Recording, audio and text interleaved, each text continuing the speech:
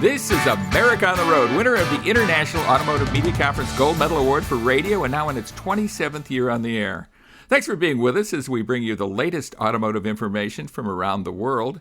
If you drive a big SUV or tow a boat, you might find your next vehicle more expensive because of some revised federal regulations. We'll tell you all about that coming up.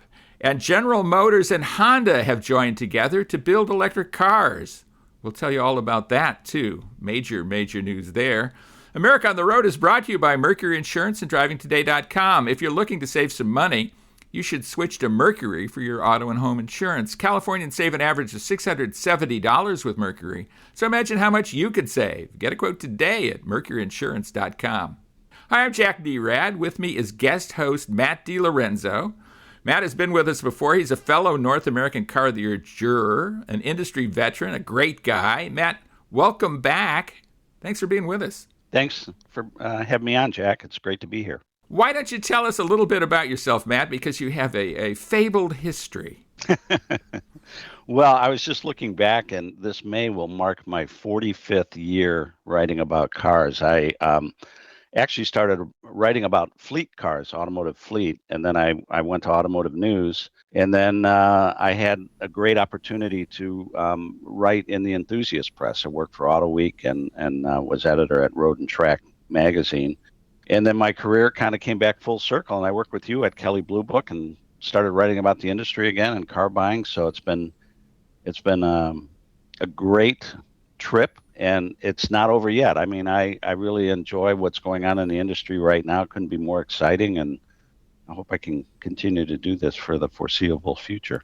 Yeah, it was wonderful to work with you. We had known each other for at least 20 years when we actually started to work together, and it was terrific for me. And I think we worked together for the better part of 10 years at Kelley Blue Book. Mm-hmm. And now we've both left Kelley Blue Book and are doing the radio show and doing other things, doing some freelance writing for various sites and this and that. So thanks so much for being on the show. We really do appreciate it. And we'll have some fun with this. In the road test segment, Matt, what vehicle will you be talking about this week? I drove the Kia EV6, which is their new sort of compact, they call it an SUV electric vehicle. It's cutting edge technology, on the edge of affordability. It's quite a nice piece. Yeah, absolutely. Well, there's a little hint as to what you're going to be talking about. In a later segment, I got the chance to drive the 2022 Dodge Durango RT, kind of the antithesis of the Kia EV6. We'll tell you much more when we come back. So with Matt DiLorenzo, this is Jack Nerad with you, and thanks so much for being with us right here on America on the Road. Welcome back to America on the Road with guest host Matt DiLorenzo. With you. Chris T can't be with us this week, so Matt is subbing for him, and we're happy to have him with us. The industry veteran really knows his stuff about cars, so always glad to talk to Matt about this and many other things, baseball among them. Big news from General Motors and Honda this week. A major initiative about EVs. We talk about electric vehicles all the time on the show these days. Seems like we can't avoid it. But these two giants of the industry coming together to put together affordable, quote unquote, affordable electric vehicles. This is from the release. This is what they believe in, using Ultium battery technology from General Motors. That's big stuff, isn't it, Matt?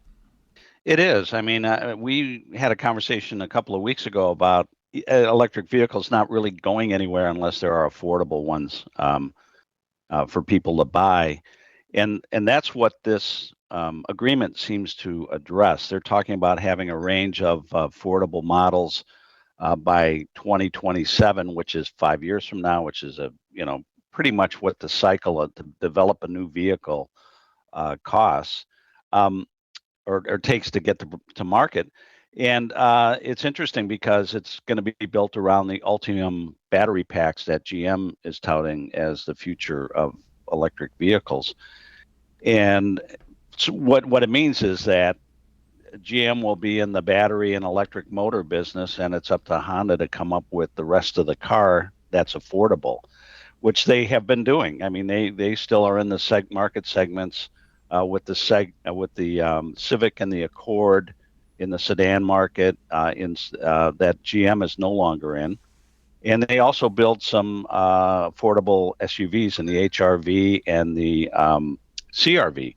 So I think that's the thing. They're going to rely on Honda for the affordable cars, and then GM's going to come to the party with the battery technology. Yeah, I mean, it will really be interesting to see if General Motors allows the engineering of the vehicles themselves to go to Honda. Maybe it makes sense to do because Honda certainly is great at doing that. It's not that General Motors doesn't have great capabilities in that area too.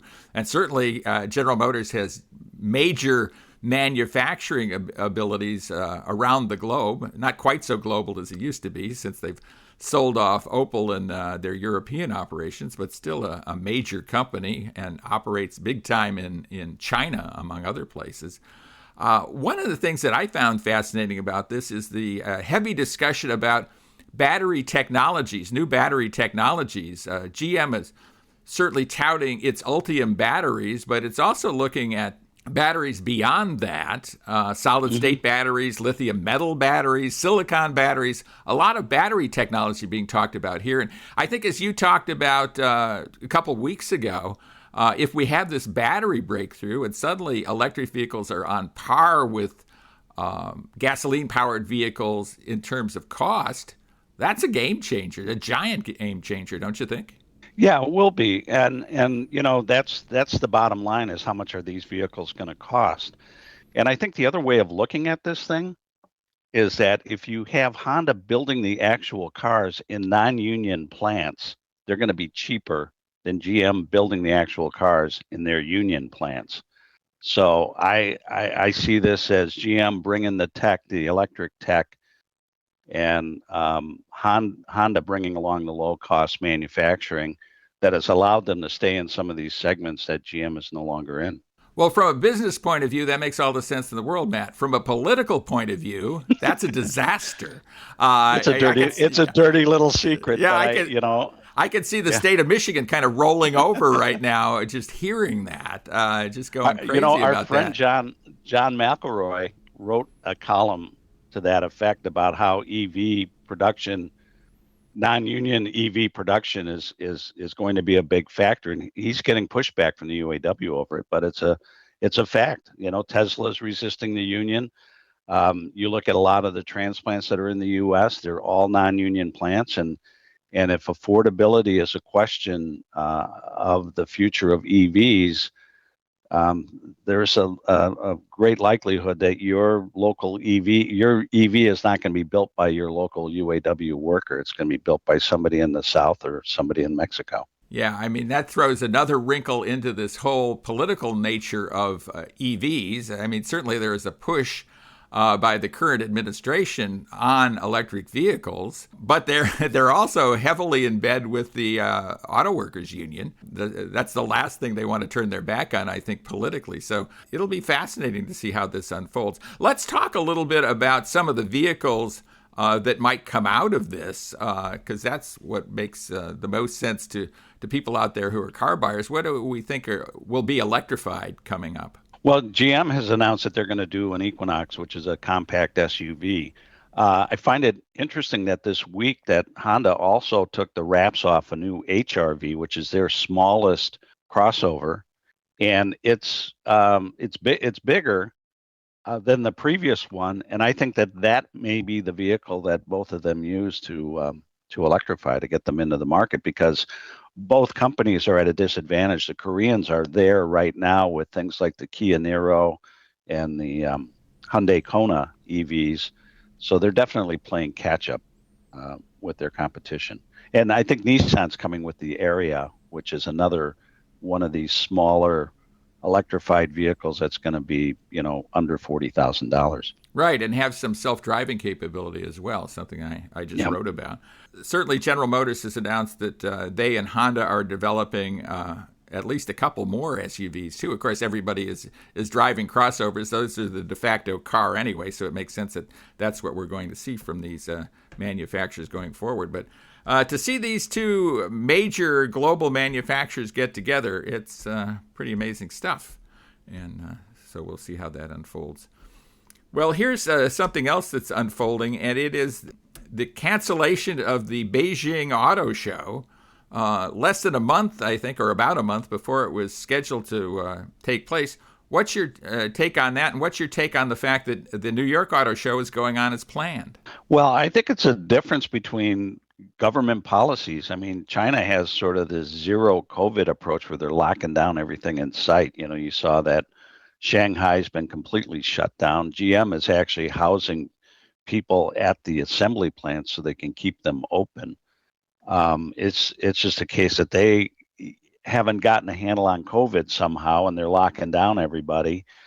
And in the U.S., everything is pretty much open. So I'm going to go to New York. I'm going to check it out. It's going to be a shorter press days. They're only going to do one press day, but I'm anxious to get together and actually see some of my colleagues and see some new cars. And it's just a difference between how open our society has become and living with COVID, and other societies just aren't. They're just locking everything down. Yeah. Well, China not necessarily an open society anyway. No. So yeah. Not surprising. So you wonder. I mean, I think there could be a political component to what's going on over there as well that we are just totally unaware of. So I don't get it. Yeah. Well, here's something else that I'm not sure I quite get, and I guess I understand the political reasons for this, but that is the vast raising of the fuel economy standards for passenger cars and trucks out there. And soon, by the current administration, vehicles will need to travel 40 miles per gallon by 2026 on average. That's a pretty steep hill to climb, isn't it, Matt? It is. I mean, it'll be interesting to see how the electric vehicles factor in to lift those. I mean, it's kind of interesting right now that manufacture, with the high gas prices, they're seeing an uptick in electric vehicles. But if they can get tremendous credits for putting electric vehicles out there, you're going to see an emphasis on a lot of that in order for them to be able to continue to sell the vehicles that really make them money, which are trucks, SUVs. And I think this is going to limit the ability of manufacturers to sell those trucks and SUVs because these requirements are incredibly stiff. I mean, raising mileage by 8% for model years 24 and 25, those are just around the corner. They're already selling 2023s. My take is the only way manufacturers can get there is to limit the sales of V8 engine trucks, V8 engine SUVs, even some V6s, turbocharged V6s. I think the mix changes radically in this kind of case. The bottom line is that cars and trucks are going to get more expensive. With Matt DiLorenzo, this is Jack Nerad with you, and thanks so much for being with us right here on America on the Road. Welcome back to America on the Road with Matt DiLorenzo. This is Jack Nerad with you, and it's road test time, an exciting time on America on the Road. And really interesting vehicles we have to discuss, including the Kia EV6, their salvo from Kia in the electric vehicle wars. And Matt, you were driving that extensively. Tell us all about it. The EV6 is sort of a compact SUV that competes against things like the new VW ID4 and the base level Mustang Mach-E that you can't buy. They pitch it as sort of an SUV, but it comes across really as kind of a muscular hatchback. It's a very attractive car. It's fun to drive. The model I had has the larger battery that gives it a range of about 275 miles. It's plenty quick. It'll go 0 to 60 in about 5 seconds in the dual motor all-wheel drive one I had. They do have a rear drive single motor model that does that in about 7.2 seconds. It's a lot of fun to drive. You just kind of flow through traffic and very quiet, very, very pleasant vehicle to drive. One of the things about electric vehicles that maybe gas car enthusiasts will miss will be an engine note or a manual transmission, but there's other things to amuse yourself with. I was playing with the regenerative braking. That's where the electric motor takes over a lot of braking when you lift off the gas. You can adjust that level through two paddles that are on the steering wheel. The right one will take it away. The left one will add regen. through 4 settings. In the top setting, you'll get into what's called iPedal mode, which allows you to drive the vehicle on one pedal. I mean, it's kind of a lot of fun to just zip in and out of traffic, and you just start lifting off the accelerator, and the car will actually bring itself to a halt. Right. It really is a revelation to do that, and it is fun. And it's kind of, if you're enthusiast oriented, it allows you to just concentrate on one thing. That's steering around corners or whatever, because the vehicle is going to do the braking for you, and of course, there's no shifting to deal with ever. Yeah, it's just very seamless. I think that's the thing, and in everyday driving, it's just a lot less going on in an electric vehicle, and I find that a lot of people for their daily commutes will like the electric experience. The electric experience is great in so many ways. It's silent. It is smooth. It's also kind of expensive, though, isn't it? And this is pitched as an affordable vehicle, but define affordability for us, would you? Well, the one I was driving was the GT line, which is, had all the bells and whistles on it, had dual motors, a larger battery, and the sticker out the door on it was like $58,000, which is a lot of money. They do have that single motor with a smaller battery pack for $40,000. You'll only get 230 miles of range. And the other thing that the manufacturers tout is this $7,500 tax credit. So you'll always see, this car only costs you $34,000 or whatever. And you're like, no, it won't. It'll cost you the full $40,000. You'll see that $7,500 next year when you file your taxes. If you're quote unquote lucky enough to have $7,500 in eligible tax liability, federal tax liability, for example, right? Yeah. Well, it takes it off your taxes and as a tax credit, and if you're getting a refund, it'll add to that refund. So you will see an actual cash benefit, but it's not in your pocket right away. So you have to prepare to either pay that money out of pocket or finance it. And given that interest rates are going up, there's a cost there as well. So a lot of these rebates and incentives, you will get them, but they take some time for you to actually pocket them. So be prepared to pay a lot of money up front for any of these kinds of vehicles. Well, and it strikes me the manufacturers are gaming this a little bit. Those that still offer the tax credits, because some can't, General Motors and Tesla cannot, but those that can kind of figure that in and maybe get a little extra profit out of it based on the fact that the government is subsidizing that purchase. Why don't we talk a little bit more about the driving experience? I mean, this is a vehicle with a really long wheelbase, low center of gravity, fun to drive, but fun to drive, I think, in a different way than the typical enthusiast vehicle. What's your take on that, Matt? Well, it's a cruiser. I mean, it really is a comfortable car. You do feel the weight. It is low. It has a low center of gravity. The steering tends to be a little bit light on electric vehicles. The feel of the steering is very light. And then also the brakes can be, because of the regen braking, if you're not in that one pedal mode, you may find that the braking distances are a little bit variable because of the amount of regenerative braking that's pulled out of the system to slow you down. You have basically a blended brake system between the traditional hydraulic brakes and the regen braking of the motor. Yeah, it is a different driving experience. I think in a lot of ways a great driving experience, but it's not priced for everyone. Now, what's your overall take? You think it's a good value out there? Given what's out in the market right now, yes, it is, because most of the electric vehicles, if you can get the single motor, if you're on a budget, it's a stretch, but it's affordable.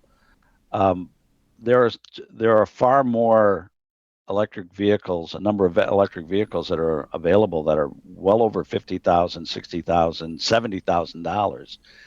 They're really amazing technology, but they're really out of the reach of the average car buyer. The average vehicle price is around $45,000. So I use that as a benchmark for affordability. Anything under it is attainable. Anything above that is going to be a stretch. Yeah, absolutely true. And we're not going to see vast numbers of electric vehicles until that price gets even lower. And we'll see what happens. We talked about that earlier in the show. Well, I was driving a vehicle that is about the direct opposite of the EV6. It is old school in many, many ways. It's even old school for a midsize SUV, and that's the Dodge Durango. This is a vehicle that goes its own way. It has a rear drive platform in a segment where most of the other vehicles are front drive, car-based kind of platforms. It has optional V8 power. Go figure. V8 engine with rear drive. And there's a lot to like about it because of that. It gives the vehicle, I think, a significant amount of added utility. Not only added performance, which is fun. This is kind of like a tall muscle car. But also gives you significant towing ability that most of the midsize vehicles don't have. So I like the Dodge Durango a lot from that point of view. It's also an SUV you can drive and absolutely keep your man card. Because it is pretty much a muscle car in a lot of ways. It looks like one. Even when it's powered by a V6, it looks like one. You don't look like you're just shuttling kids to school drop-off and doing those kind of. There's nothing wrong with that. I've certainly done enough of that in my time, but allows you to kind of man up a little bit. It's available in a bunch of different flavors, and I was driving the RT version, which I think is maybe the highest value version of this vehicle. It has the V8 engine, or a V8 engine, significant horsepower, and at the same time, it's fairly affordable. So what's your overall take on the Durango, Matt, compared to others in the segment? 2 words: old school. And I love it for that. Yeah. It is a truck SUV. So if you're used to driving a pickup truck or a full-size SUV, body-on-frame SUV, this thing will be in your wheelhouse. It'll be a little bit smaller than the full-size ones. My only complaint about it is that it is, for its size category, big on the outside and small on the inside. So you're going to be giving up a little bit of comfort and space. But it's a lot of fun to drive. There's nothing like having a V8 underneath the hood and being able to tow stuff and haul stuff and get a reasonable amount of people inside of it. Right. I mean, it will haul 6 or 7 people, depending on the configuration. You might have 2 captain's chairs in the middle row or a bench across there. In that case, it's a 7-passenger. In the other case, it's a 6-passenger. The V8 engine in our test vehicle, 5.7-liter Hemi, 360 horsepower. That's serious horsepower and thus serious towing.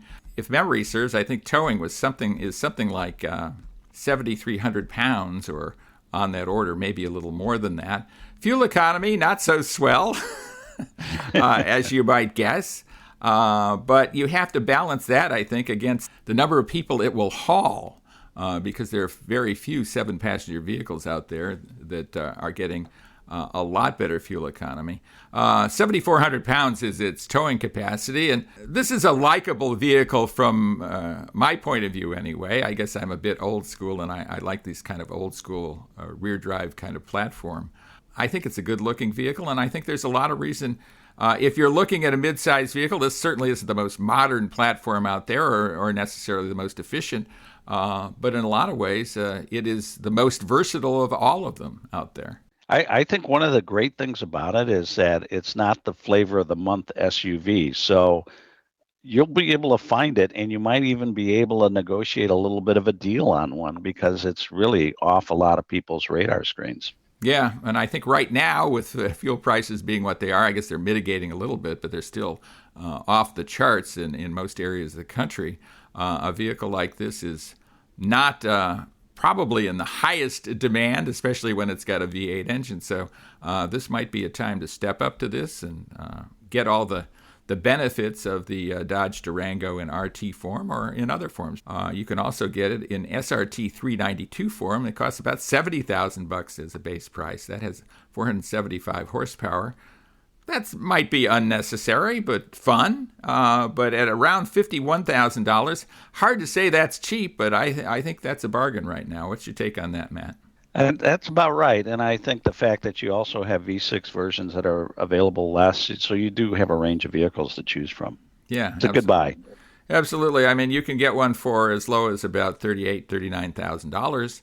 and that is the MSRP, so you might be able to work a deal for an even lesser price, and we encourage you to do that. Well, when we come back, and we promise to come back, we will be speaking with Jolanta Coffey. She's the chief engineer on the Ford Bronco. She has the opportunity to design and engineer one of the coolest vehicles to come down the pike in a while, and we will talk with her about that. So stay with us for that. With Matt DiLorenzo, this is Jack Nerad with you, and thanks so much for being with us right here on America on the Road. Welcome back, everybody, to America on the Road. Jack Nerad with you. We're at the Chicago Auto Show. We're actually ensconced in a Ford F-150 hybrid pickup truck. With me is a terrific guest. I'm really excited to talk to her. Jolanta Coffey is Bronco chief engineer. Bronco is, as you undoubtedly know, having listened to America on the Road, you audience members, is North American Sport Utility of the Year. I'm happy to be on the jury. I'm actually vice president of that organization. So, number one, I want to congratulate you personally. Very cool. What was it like to win North American Truck of the Year, or Utility of the Year? I think it was great. It spoke a lot about the culture of the Bronco and the Bronco brand and how much it means to resurrect this great vehicle that people have been waiting to come back. And the way we did that, staying true to that heritage, but at the same time really leveraging technology that's modern and really the best of both worlds. So blending those two things, it was great. I think it really represented what we delivered, and especially in the last couple years, having a vehicle that can take you off-road. There are many people that are going into the wild that have never gone into the wild before, and the vehicle can help you. Most of them come back. And yeah, they will come back. If they're taking our vehicle, I'm confident they'll come back, but it lets them do new things, which I think is a really, really cool thing. Yeah, I mean, it's a tall order to revive a legend, right? I mean, Ever since Bronco went away, some people have been clamoring for it to come back, and it was a long time coming back. That puts, I think, a special burden on you as chief engineer, a special burden on the whole team, doesn't it? Yes, it does. I think it's balancing or understanding what people are looking for when this vehicle comes back. It absolutely has to be true to its heritage, or it won't be successful. You have to lean into that. And then how do you imagine that in a modern way and really leverage the things that are available now to make it even better? And that was a very tall order for the team, but I think they clearly did a great job. And we really, when we did the Bronco, what we really focused on is that customer experience. What do customers want out of that vehicle? And how can we make that experience better? And that was really our North Star, is staying true to the heritage and then really delivering what customers want. Well, let's dive into that a little bit, because you have a lot of technology you can bring to bear that was not brought to bear in the original Bronco, certainly, and as it developed. I mean, in a lot of ways, a pretty rudimentary vehicle. Just walk our listeners through what you were able to do. So we really looked at, clearly from a heritage perspective, the appearance was important, but also what it could do off-road. But we realized most of our customers drive it both on-road and off-road. And we really worked on how do we strike that balance. So as you know, we have an independent front suspension, which makes it great for on-road driving and handling because our customers are using it that way. But then we added cool new features like our GOAT modes, which let you go in Baja or rock crawling or mud and ruts, so that if customers are taking this vehicle out into the wild, they're ready for that adventure. New features like trail assist or trail control let you, manage your speed as you're going down these really what may seem like daunting trails, but the vehicle can really help you. And front view cameras show you where you're planting your tires. These are the things that the original Bronco couldn't have, but we now have it, and it just opens it up to those enthusiasts. And for enthusiasts, it can help you go further than you might. But for novices, it can also just make it accessible. And I think it's really important to do that, so that other people can go, new customers can go try and go out to the wild. Yeah, let's dive into the GOAT modes for a bit. I mean, we hear about it; it's kind of a talking point out there. But I'd like our listeners to understand it a little better. So, explain that a little more. Yeah, so the GOAT modes really set different vehicle configurations to what might be ideal to what you're looking for. So, if you're in rock roll mode, the things that we put in vehicles like ABS or other features for on-road driving and driving at high speeds, they're not as important, or they need to work differently when you're off-roading at low speeds. And the GOAT modes really help adjust all of those to the terrain that you're going over. So, in Baja, you're going maybe higher speed, desert running. So the vehicle suspension and other electronic things just really adjust to what that terrain might be. So beyond the suspension, what else adjusts? Is it the way the transmission shifts? Yeah, the transmission shifting, yep. Those kind of things, yeah. Those kinds of things, yeah. Okay, that makes sense. And I always wonder how much technology is too much, right? And it's something you probably worry about, every day of the week, right? Because more technology is more expense, development time, all kinds of things. And at the same time, you want to make it as new as it can be and as good as it can be. Talk a bit about that. So for us, really trying to understand that customer experience is what helps us know what technology we should put in. Because putting technology in for technology's sake is not worth it both from a cost and just an inefficiency perspective. So if you look at the Bronco, it has technology comfort creatures that you may want, for on road, like a heated steering wheel, right? Or heated seats, or things that customers now expect. Yeah. But I love those things. Yeah, we all love those things, right? Yeah. But then we pair that with really cutting edge technology for off-road, like we talked about GOAT modes or the trail assist. So we're really tailoring the technology we put in for what Bronco customers want.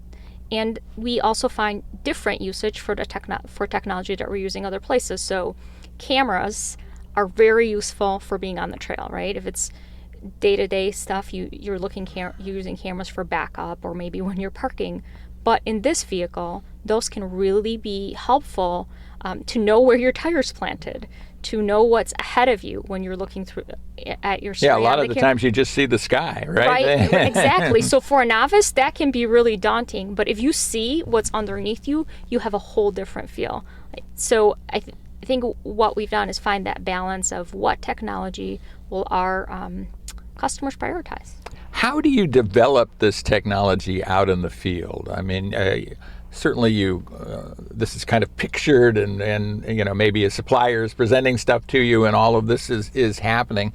Then when you get in the field, I bet there's a lot of calibration being done, and that's where the rubber meets the road in a lot of ways. So the rubber meets the off-road in this case. Right. Talk a bit about that. So I think, most importantly, it all starts with the customer story. So we start talking about what does the customer journey look like, and how should this function when we imagine, and how might the customer use it. And then we think about, well, what systems then need to deliver it, whether it's, a new supplier technology, but really how is that integrated into the vehicle? That's the most challenging and the most important part, so that the technology works with other things in the vehicle to really deliver that customer experience. And then we test it and we iterate. So we have prototypes. We then take it into the field.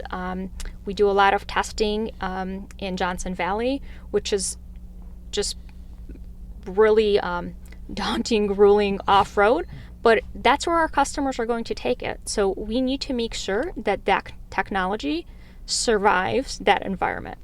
Are there changes you made? Certainly there's minor changes you made, but anything major came out of that where you said, well, this isn't going to work, or we really need to go back and redo this thing? I think there's probably many examples of those. I would call them more on the minor end, but yeah, we're constantly improving what we've done, and then also thinking about what we do in the future. And that was part of the new vehicle that we revealed today, the Everglades, just a different usage case and some improvements for the type of environments our customers want. Yeah, so you can kind of iterate these things for different environments going forward because you have the basic platform there that makes sense, right? Yes, and the Bronco is very modular in the way that we've designed it, including exterior components that are easily to be taken on and off, which allows the customer to customize the vehicle, but it also allows us the flexibility to come up with new cool things as we evolve. Mm-hmm. When you are developing this vehicle, most often it's going to be driven on road, right? Yes. Mean, there's no doubt about that. At the same time, you want to have kind of unparalleled off-road capabilities, and the two don't necessarily mesh, but I think you've been able to mesh them extremely well in the Bronco, and I think that's one of the reasons that it won North American Utility of the Year. Is there a secret sauce to that? I mean, how were you able to do that? Well, I think every time we talk about a feature or what we're doing, we look at all those different experiences, and then we talk about what is the right balance. And certainly sometimes there's on-road, off-road trade-offs, and we're very cognizant of those, but making sure that we understand that those vehicles will be used in various different conditions, and we try to match that. Yeah, and I think the Bronco has a really interesting product mix. Kind of this vehicle for that. Yeah. Walk our listeners through that and kind of the thinking for each of the. Yeah. So you start off with some of our base models. Those are not only sometimes we think of base models as kind of the starting point, but for some of our customers, it's the starting point for their journey. And we certainly offer a lot of accessories. So that Bronco might be the Bronco you buy today, and you continue to add upgrades. So more of a unique way if you think about a base model. Some of the other key models are the Outer Banks, which has a little more comfort creatures, which might be a little more on the road type of customer. Black Diamond is really geared towards making rock crawling and off-road accessible to our customers. And it comes with a really cool washout floor and marine grade vinyl seats. And that vehicle, it's the vehicle that I drive. So, if you're going out into the terrain, you can come back home and clean it, wash it out. It has bash plates underneath, so you can be comfortable going rock crawling into other environments. Our Wild Track, which is really one of our popular ones, it has that desert running feel, right? And so the customers that want to do more of that might select the Wild Track. And then Badlands really is really our most capable, both from off-road features, but also some of the interior creature comforts. So we have a Bronco for everyone. And then the one other really cool thing is you can get the 35-inch wheels and the Sasquatch package, which has upgraded suspension systems on any of those models. Yeah, and people love the Sasquatch package. And we'll talk more about that. Give us more details about that package. It gives you higher clearance. It's great for off-roading, but it also just has this awesome stance. So I think customers are choosing it both for its performance ability, but it just looks awesome. Yeah. And you introduced something today, or you were talking about a new model today. Talk about that. Yeah, so today we introduced the Bronco Everglades, which is a vehicle that's really meant to take our customers deeper into the wilderness, and it comes equipped with more than we've ever offered on the Bronco. So two of the really cool features on it are a factory-installed worn winch, which has a 100-foot synthetic line. It can pull up 10,000 pounds. But what makes it and sets it apart is that we've integrated into the vehicle. We've designed it to meet our durability standards, and we've integrated it into our safety performance. So the vehicle is tuned to know that the worn winch is on it.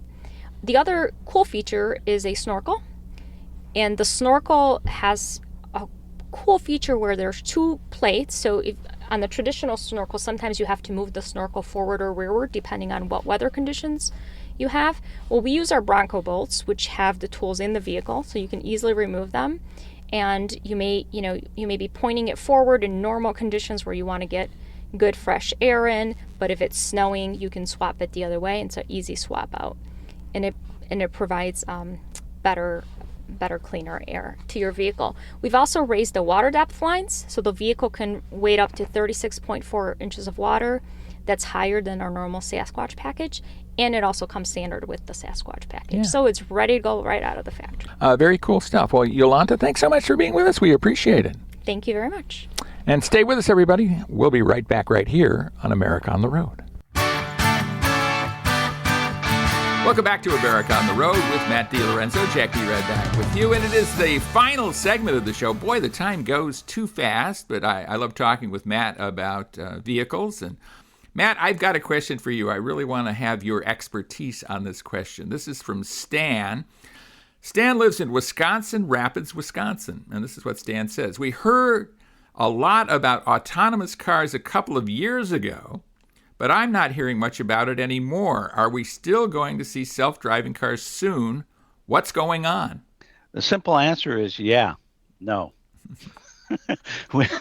They're working on it, but it's such a complicated technology that you're going to get a lot of driver assist and a lot of semi-autonomous types of features in cars, but I don't think we're going to see a pure, no steering wheel, the car's going to drive me around out in traffic in the foreseeable future. 2030, maybe at the earliest. I just wrote about Nissan ProPilot 2.0, which is very similar to GM Super Cruise.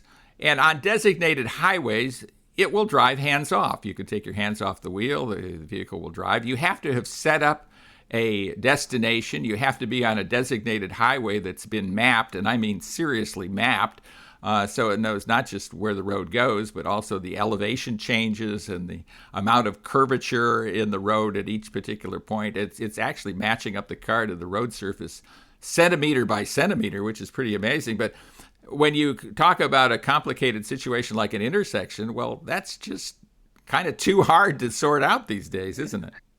Yeah, and I think people are confusing self-driving with situational awareness. And I think that that's the most important thing that a lot of these systems that are bringing, that are making cars safer and easier to drive, is the fact that they're making you aware of any threat, things you're going to back into, help stopping the cars.